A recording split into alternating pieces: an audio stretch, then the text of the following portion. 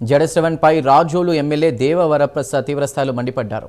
సాధారణ కుటుంబంలో పుట్టిన జడశ్రవణ్కు ఓ పార్టీ కోసం 25 కోట్ల రూపాయలను ఎలా ఖర్చు చేశారు, ఆ డబ్బులు ఎలా సంపాదించారో వివరించాలని ప్రశ్నించారు.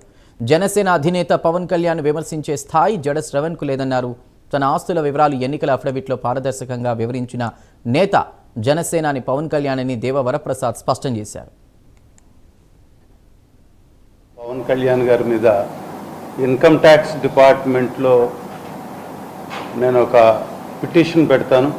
అది కూడా సరిపోకపోతే హైకోర్టుకి వెళ్తాను, సుప్రీంకోర్టుకి వెళ్తాను. కళ్యాణ్ గారు ఒక సినిమా ఆర్టిస్ట్, ప్రొఫెషనల్.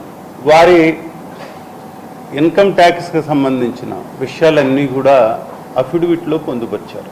24లో 2024 అఫిడవిట్ చూసినట్టయితే 18-19 నుంచి 22-23 వరకు కూడా ప్రతి సంవత్సరం ఆయనకు వచ్చిన total income is different from net income. ఆ టోటల్ ఇన్కమ్ ఎంత అనేది కూడా వారు ఇవ్వటం జరిగింది.